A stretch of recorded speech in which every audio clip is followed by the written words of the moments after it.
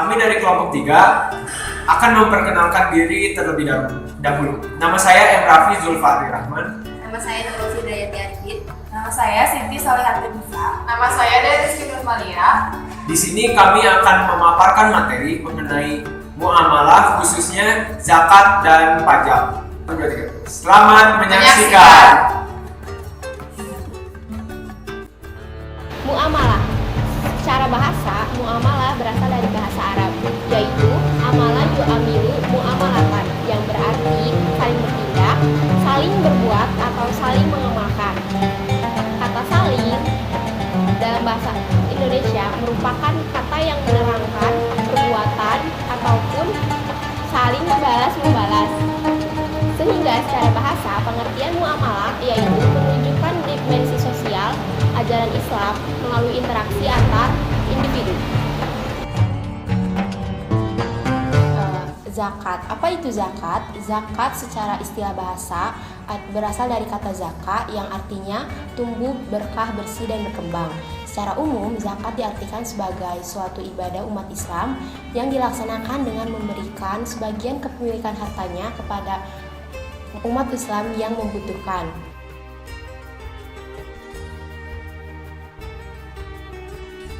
Zakat adalah salah satu rukun Islam dan merupakan salah satu unsur utama berdirinya syariat Islam.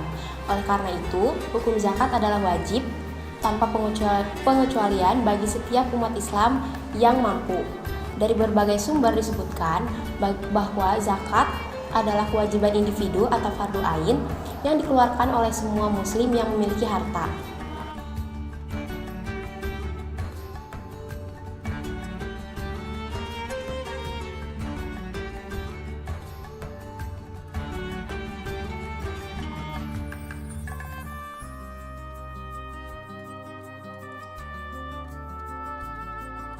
Aturan tentang zakat dan ketentuan-ketentuan dari zakat tercantum dalam Al-Quran seperti pada surat At-Taubah ayat 11 yang artinya jika mereka bertaubat, mendirikan sholat dan menunaikan zakat maka mereka adalah saudaramu seagama dan kami menjelaskan ayat-ayat itu bagi kamu kaum yang mengetahui. Selain itu terdapat juga pada Quran surat Ar-Rum ayat 39 yang artinya dan apa yang kamu berikan berupa zakat yang kamu maksudkan untuk mencapai keridhaan Allah maka yang berbuat demikian itulah orang-orang yang melipat gandakan pahalanya. Selain pada Al-Quran, penjelasan tentang zakat juga disebutkan pada hadis-hadis seperti yang diriwayatkan oleh hadis riwayat Abu Dawud yang bunyinya zakat fitri merupakan pembersih bagi yang berpuasa dari hal-hal yang tidak bermanfaat dan kata-kata keji yang dikerjakan waktu puasa dan bantuan makanan untuk para fakir miskin. Selain itu diriwayatkan juga oleh hadis riwayat Bukhari dan Muslim yang berbunyi barang siapa yang membayar zakat fitrah sebelum sholat id maka termasuk zakat fitrah yang diterima dan barang siapa yang membayarnya sesudah sholat id maka termasuk sedekah biasa, bukan lagi dianggap zakat fitrah. Macam-macam zakat. Zakat secara umum terbagi kepada dua bagian, yaitu zakat fitrah dan zakat mal. Dari zakat mal ini terbagi lagi kepada beberapa bagian yang akan dijelaskan di bawah nanti. Zakat fitrah. Zakat fitrah adalah zakat yang wajib dikeluarkan satu kali dalam setahun oleh setiap muslim untuk dirinya sendiri dan untuk setiap jiwa atau orang yang menjadi tanggungannya. Untuk nilai dari zakat yang harus dikeluarkan yakni 2,5 kg dari berupa makanan pokok seperti beras, gandum, sagu, dan lainnya. Ukuran zakat fitrah berdasarkan dari Imam Syafi'i adalah 1 sa' atau 4 mud. 1 mud sama dengan 1 cakupan penuh kedua telapak tangan normal, kemudian digabungkan. Atau 1 sa' juga setara dengan 3 kg beras atau gandum.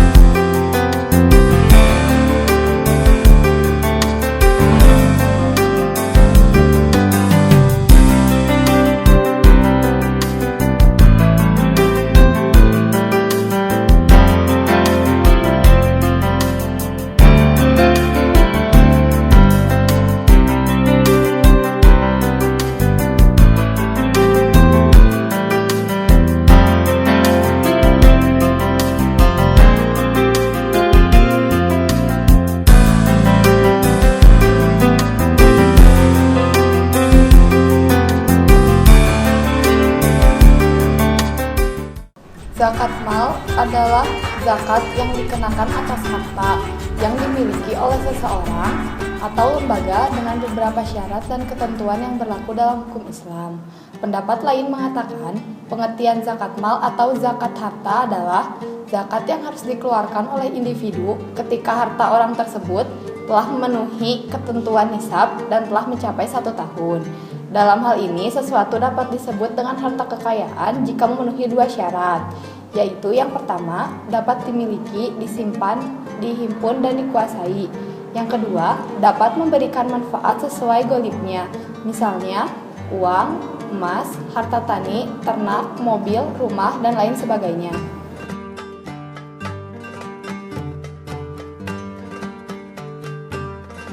Ketentuan zakat mal. Memberikan zakat harta kepada yang membutuhkan ternyata tidak bisa dilakukan begitu saja. Ada beberapa syarat yang harus dipenuhi. Adapun syarat-syarat harta dan ketentuan zakat mal adalah sebagai berikut. Yang pertama, harta dimiliki sepenuhnya. Yang kedua, harta bisa berkembang. Yang ketiga, harta telah mencapai nisab. Yang keempat, harta lebih dari kebutuhan pokok. Yang kelima, telah terbebas dari utang. Dan yang terakhir yaitu telah mencapai 1 tahun atau haul. Jenis-jenis zakat harta. Zakat mal terdiri dari beberapa jenis. Seseorang memberikan zakat ini tergantung harta yang dimilikinya. Adapun beberapa jenis zakat mal adalah sebagai berikut. Yang pertama yaitu hewan ternak. Hewan ternak yaitu semua jenis ternak dengan berbagai ukuran. Misalnya ayam, domba, sapi, dan yang lainnya. Lalu ada hasil pertanian, yaitu semua jenis tanaman yang memiliki nilai ekonomis, seperti sayuran, buah-buahan, umbi-umbian, dan lain-lainnya. Lalu ada emas dan perak, yaitu semua harta kekayaan yang terbuat dari bahan emas dan perak. Lalu ada harta perniagaan, yaitu semua jenis barang yang diperjualbelikan, baik dalam bentuk alat, makanan, pakaian, perhiasan, dan lainnya. Lalu ada hasil tambang, yaitu semua hasil penambangan berbagai benda yang terdapat dalam bumi dan laut, misalnya logam, minyak, mutiara, batu bara, dan lainnya. Lalu ada barang temuan, yaitu semua harta yang berasal dari hasil temuan dan tidak diketahui pemiliknya, misalnya harta karun. Nah, lalu ada zakat profesi, yaitu zakat yang dikeluarkan seseorang dari penghasilannya pada profesi tertentu, misalnya dokter, akuntan, konsultan, wira swasta, dan lainnya. Syarat-syarat zakat. Syarat yang pertama berkaitan dengan muzaki, yaitu ada Islam dan merdeka. Adapun anak kecil dan orang gila, jika memiliki harta dan memenuhi syarat-syaratnya, masih tetap dikenai zakat yang nanti akan dikeluarkan oleh walinya. Pendapat ini adalah pendapat terkuat yang disampaikan oleh mayoritas ulama. Syarat kedua berkaitan dengan harta yang dikeluarkan. Yang pertama, harta tersebut dimiliki secara sempurna. Yang kedua, harta tersebut adalah harta yang berkembang. Yang ketiga adalah harta tersebut telah mencapai nisab. Keempat, harta tersebut telah mencapai haul. Dan yang kelima adalah harta tersebut merupakan kelebihan dari kebutuhan pokoknya. Ya, lalu siapa saja yang wajib atau dapat menerima zakat tersebut? Yang pertama adalah fakir, golongan orang yang hampir tidak memiliki apapun sehingga tidak mampu memenuhi kebutuhan pokok hidupnya. Yang kedua adalah miskin. Miskin ini adalah golongan orang yang memiliki sedikit harta tetapi tidak bisa mencukupi kebutuhan dasar untuk hidupnya. Yang ketiga ada amil, orang yang mengumpulkan dan membagikan zakat. Yang keempat adalah mu'alaf, orang yang baru masuk atau baru memeluk agama Islam. Dan yang kelima ada hamba sahaya, orang yang ingin memerdekakan dirinya. Yang keenam ada gorimina atau orang yang berutang untuk memenuhi kebutuhannya dengan catatan bahwa kebutuhan tersebut adalah halal, akan tetapi tidak sanggup untuk membayar utangnya. Yang ketujuh ada fisabilillah, yaitu orang yang berjuang di jalan Allah. Dan yang kedelapan ada ibnu sabil, orang yang kehabisan biaya dalam perjalanannya dalam ketaatan kepada Allah Subhanahu wa Ta'ala. Nah, di dalam zakat ini ada yang dinamakan nisab dan haul. Nisab adalah di dalam syariah Islam namanya adalah jumlah batasan kepemilikan seorang muslim selama 1 tahun untuk wajib mengeluarkan zakat. Dan kedua adalah haul zakat. Haul zakat adalah batas waktu atau masa dalam sebuah periode tahun hijriah di mana harta itu harus dikeluarkan zakatnya. Dan di sini ada yang dinamakan rumus dari zakat. Yang pertama ada rumus dari zakat fitrah. Zakat fitrah ini nisabnya adalah 3, liter beras atau setara dengan harga 1 kg beras itu adalah misalnya Rp5.000. Maka 3, liter beras tersebut dikali dengan harga per liter beras tersebut. Yang kedua ada rumus perhitungan dari zakat profesi. Ada 3 cara perhitungan dari zakat profesi atau pekerjaan. Yang pertama adalah dikiaskan dengan zakat uang sepenuhnya. Yang kedua adalah dikiaskan dengan zakat hasil tani sepenuhnya. Dan yang terakhir ada memakai kias kemiripan dengan zakat uang dan hasil tani. Jadi itu digabungkan.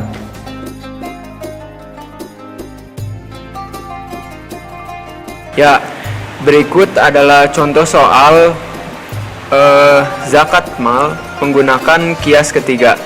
Soalnya adalah Pak Ahmad adalah karyawan sebuah perusahaan swasta. Setiap bulan mendapat gaji 6 juta. Dari gaji tersebut, Pak Ahmad mengeluarkan keperluan pokok rumah tangga 3 juta rupiah, membayar sekolah 2 orang anak 1 juta rupiah, membayar cicilan rumah 750.000 rupiah, dan membayar telepon dan listrik sebesar 500.000 rupiah. Apakah Pak Ahmad dikenakan biaya untuk mengeluarkan zakat? Berikut cara pengerjaannya menggunakan kias ketiga. Yang pertama, nisab untuk kias ketiga yaitu setara dengan 653 kg beras. Per kilo beras adalah harganya Rp5.000 misalnya. Sama dengan, jadi 653 dikali 5.000. Hasilnya adalah 3.265.000 rupiah. Ini adalah nisabnya atau ketentuan bayar zakatnya. Lalu haulnya adalah tiap menerima gaji. Tiap menerima gaji.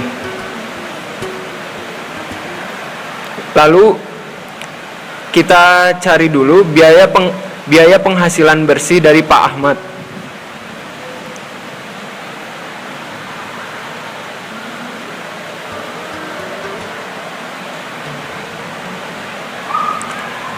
Gaji Pak Ahmad yaitu 6 juta rupiah.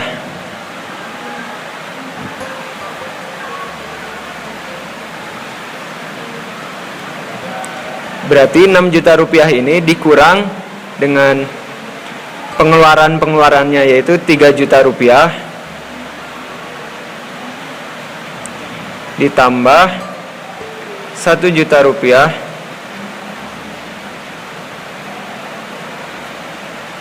ditambah 750.000 rupiah. Maka hasilnya adalah 6 juta dikurangi 5.250.000 rupiah. Hasilnya adalah 750.000 rupiah.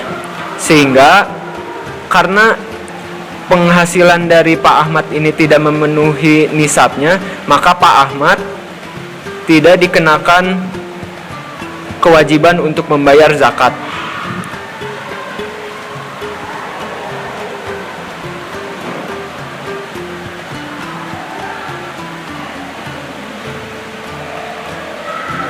Dah.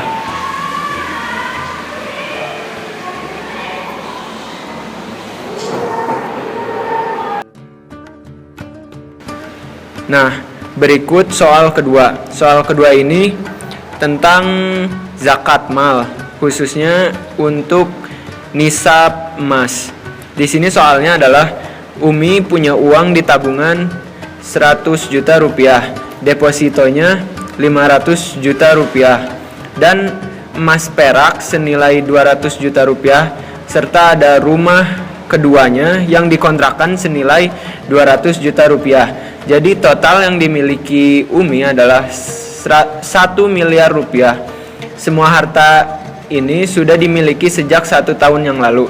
Jadi cara menjawabnya adalah kita menggunakan nisab dari emas, yaitu nisab dari emas ini adalah 85 gram.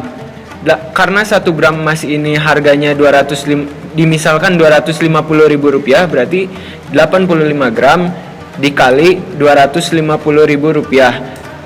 Hasilnya adalah 21.250.000. Dan haulnya adalah haul dari zakat mal ini 1 tahun.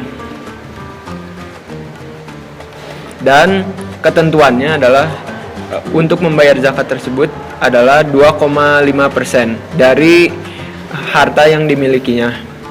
Berikut cara perhitungannya. Yang pertama, harta dari Umi 1 miliar rupiah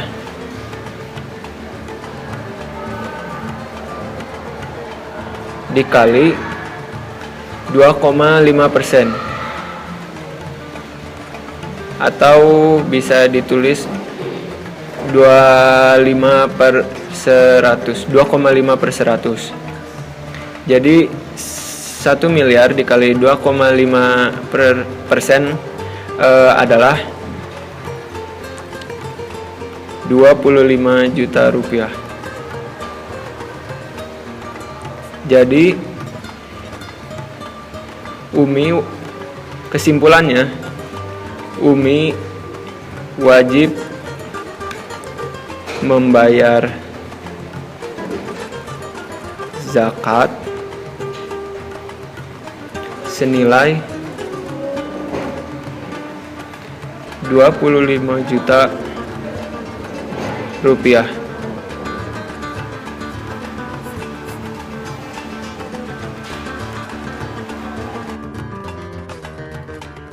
Ya, ini soal ketiga tentang masih zakat mal tapi menggunakan nisab hasil pertanian.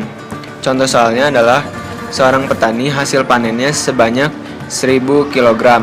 Apakah itu dikenakan zakat atau tidak? Nisab dari hasil pertanian ini adalah 900 kg sehingga petani tersebut dikenakan untuk membayar zakat.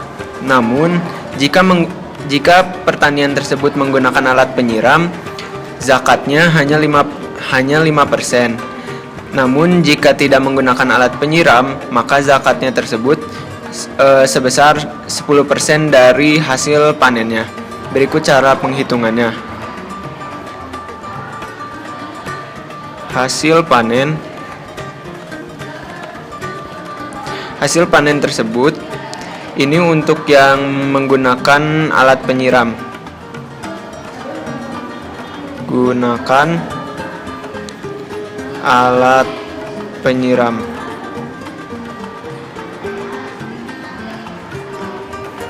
1000 kg dikali 5% atau 5/100. Coret. Jadi hasilnya 50 kg. Maka jika menggunakan alat penyiram, petani tersebut harus mengeluarkan zakat sebesar 50 kg. Namun jika tidak menggunakan alat penyiram,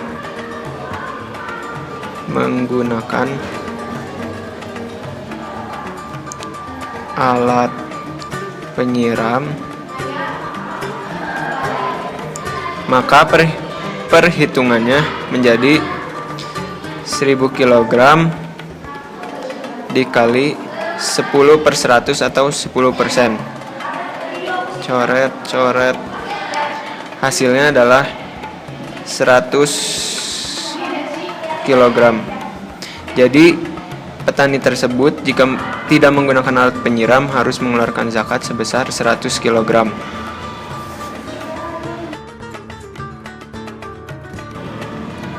Berikut soal terakhir dari zakat mal. Contohnya dari nisab hasil perdagangan. Nah, soalnya adalah seorang pedagang menjumlah barang dagangannya pada akhir tahun dengan total 200 juta rupiah dan laba bersihnya 50 juta rupiah dan memiliki hutang 100 juta rupiah. Jadi yang 200 juta rupiah ini adalah modalnya. Nah, nisab dari zakat hasil perdagangan ini adalah yang pertama, memilikinya dengan tidak dipaksa seperti membeli dan menerima hadiah. Yang kedua, memilikinya dengan niat berdagang. Dan ketentuannya adalah 2,5%. Berikut cara perhitungannya. Modal awal dari dagang tersebut, modal dikurangi hutangnya. Modalnya adalah 200 juta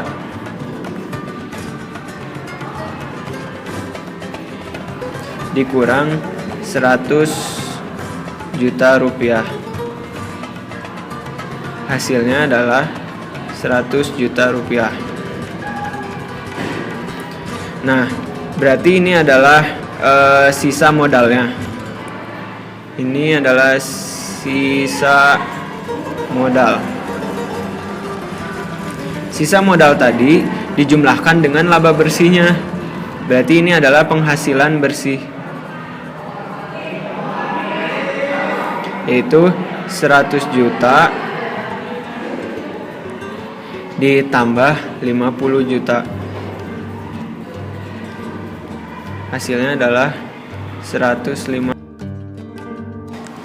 Jadi ketentuannya adalah ketentuan zakatnya 150 juta dikali 2,5%. Maka hasilnya adalah 3.750.000 rupiah zakat yang harus dikeluarkannya. Nah, yang ketiga ada zakat mal. Zakat mal ini adalah zakat dari harta kita. Harta ini bisa banyak macamnya. Contohnya ada binatang ternak. Nah, binatang ternak ini ada syarat wajib zakatnya, yaitu yaitu binatangnya lebih sering digembalakan di padang rumput yang mubah daripada dicarikan makanan. Lalu nisab binatang ternak itu sebagai berikut.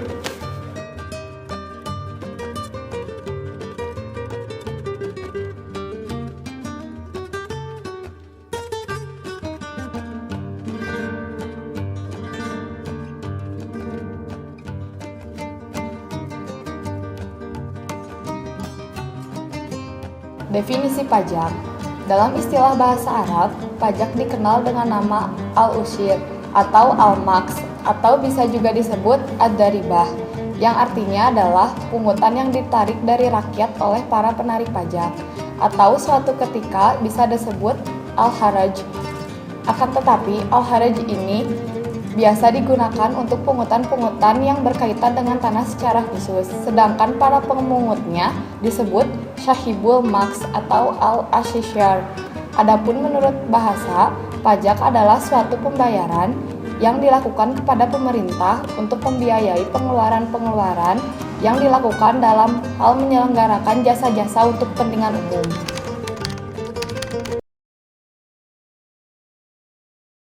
Pajak dalam Islam, apakah negara Saudi sekarang ikut menerapkan hukum pajak dikarenakan mengikuti negara barat? Jika tidak ada pajak dalam negeri Islam, diperoleh dari mana dana dalam menjalankan roda pemerintahan? Teman-teman sekalian, masalah dalam Islam ini tidak boleh mengambil sesuatu dengan cara paksa. Nggak boleh, zalim namanya.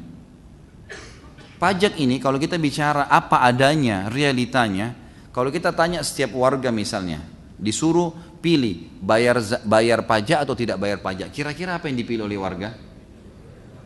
Nah, ini banyak yang jawab nih. Hah? Tidak kan? Kalau disuruh pilih makan di restoran bayar 10% dengan tidak bayar, yang mana Anda pilih? Tidak bayar. Artinya kalau orang bayar pajak 10% itu dipaksa, gitu kan? Ini tidak boleh mengambil harta seorang muslim secara paksa. Ini sebabnya sebagian besar ulama mengharamkan, tidak boleh. Kecuali kalau strateginya sama dengan Nabi SAW. Nabi SAW kalau ingin membentuk pasukan jihad, ingin berbagi-bagi sedekah, apa yang beliau lakukan? Beliau iklankan.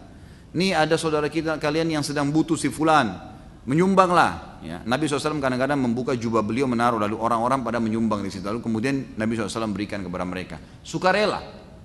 Tidak ada penentuan persentasenya, tidak ada paksaan. Nah ini lain. Ini lain. Ini boleh dalam Islam. Nanti dalam bahasan dosa besar kita ada namanya maks. Maks itu pajak atau pajak lah umumnya.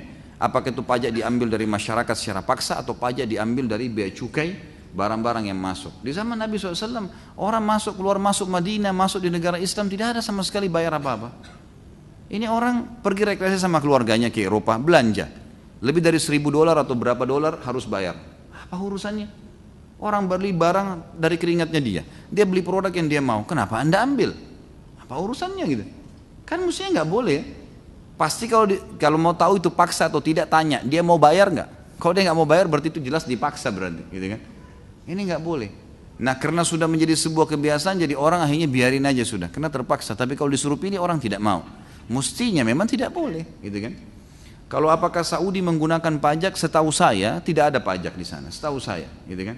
Tidak pernah saya selama di sana tuh makan restoran 50 rial, 55 rial misalnya, tambah 10%, tidak pernah. 50 rial, 50 rial, notanya itu kita bayar. 10 rial, 10 rial. Belanja apapun, beli baju, beli apa semua, tidak ada pajak sama sekali. Gitu kan? Tidak ada pajak sama sekali. Itu yang saya tahu, Allah alam. Kalau dari mana pemerintah hidup kan banyak. Dari zakat. Zakat harta boleh dikelola oleh pemerintah. Di zaman Nabi SAW, zaman Khulafaur Rasyidin, zakat masyarakat distor kepada pemerintah. Pemerintah lalu memberikan kepada orang yang tidak mampu. Gitu kan? Perniagaan dimudahkan, tidak ada peraturan-peraturan ketat kecuali yang melanggar agama, dimudahkan. Ya, pada saat Abdurrahman ibn Auf membebaskan sebuah tanah di Madinah di zaman Nabi SAW, beliau bebaskan tanah itu padang pasir, gitu kan, milik seseorang. Dan akhirnya dia mengatakan saya ingin bebaskan, kerjasama sama orang yang punya tanah, saya mau buat pasar nih. Kata dia baik silakan, kita bagi hasil. Dibuatlah sama Abdurrahman ibn Auf kotak-kotak dari tanah liat, seperti kalau kita sekarang kios-kios gitu. Setelah jadi pasar, Abdurrahman iklankan, siapa yang mau pakai pasar ini silakan gratis. Silakan gratis. Kalau ada pun yang mau menyumbang sesukanya, silahkan.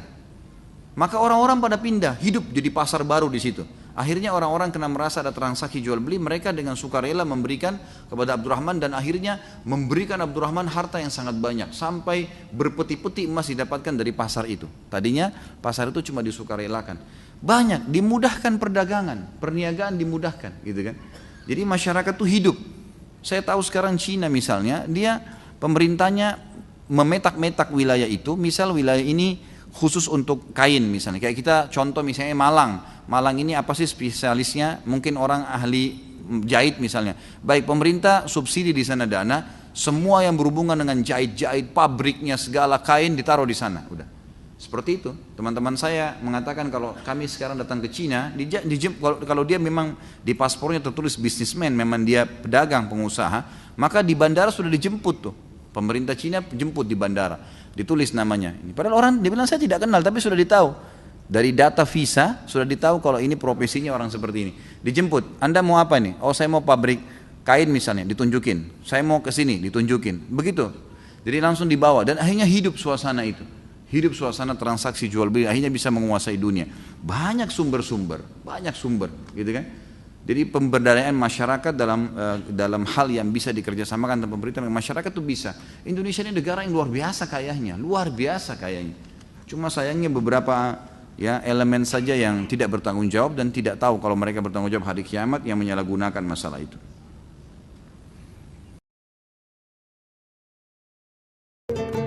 Hukum pajak dan pemungutnya menurut Islam. Dalam Islam telah dijelaskan keharaman pajak dengan dalil-dalil yang jelas, baik secara umum atau khusus masalah pajak itu sendiri. Adapun dalil secara umum semisal firman Allah dalam surat An-Nisa ayat 29 yang artinya, wahai orang-orang yang beriman, janganlah kamu saling memakan harta sesama dengan cara yang batil. Dalam ayat di atas, Allah melarang hambanya saling memakan harta sesamanya dengan jalan yang tidak dibenarkan, dan pajak adalah salah satu jalan yang batil untuk memakan harta sesamanya. Dalam sebuah hadis yang sahih, Rasulullah Shallallahu Alaihi Wasallam bersabda, yang artinya tidak halal harta seseorang Muslim kecuali dengan kerelaan dari pemiliknya. Adapun dalil secara khusus, ada beberapa hadis yang menjelaskan keharaman pajak dan ancaman bagi para penariknya. Di antaranya bahwa Rasulullah Shallallahu Alaihi Wasallam bersabda, yang artinya sesungguhnya pelaku atau pemungut pajak diazab di neraka. Hadis riwayat Ahmad. Jenis-jenis pajak. Ada 6 jenis pajak yang diantaranya adalah pajak bumi dan bangunan atau disingkat PBB, yaitu pajak yang dikenakan terhadap tanah dan lahan dan bangunan yang dimiliki seseorang. Lalu ada pajak pertambahan nilai atau PPN. Lalu ada pajak perseroan, yaitu pajak yang dikenakan terhadap setiap perseroan atau kongsi yang lainnya semisalnya. Lalu ada pajak barang dan jasa. Lalu ada pajak penghasilan atau PPH, yaitu pajak yang dikenakan sehubungan dengan penghasilan seseorang. Lalu ada pajak penjualan barang mewah disingkat PPNBM. Syarat pemungutan pajak. Pajak yang diakui dalam sejarah fikih Islam dan sistem yang dibenarkan harus memenuhi beberapa syarat. Ada 2 syarat. Yang pertama, benar-benar harta itu dibutuhkan dan tidak ada sumber lain. Pajak itu boleh dipungut apabila negara memang benar-benar membutuhkan dana sebagai sumber lain tidak diperoleh. Yang kedua, ada pemungutan pajak yang adil. Apabila pajak itu benar-benar dibutuhkan dan tidak ada sumber lain yang memadai, maka pengutipan pajak bukan saja boleh, tetapi wajib dengan syarat. Tetapi harus dicatat, pembebanan itu harus adil dan tidak memberatkan. Jangan sampai menimbulkan keluhan dari masyarakat. Keadilan dalam pemungutan pajak didasarkan kepada pertimbangan ekonomi, sosial, dan kebutuhan yang diperlukan rakyat dan pembangunan.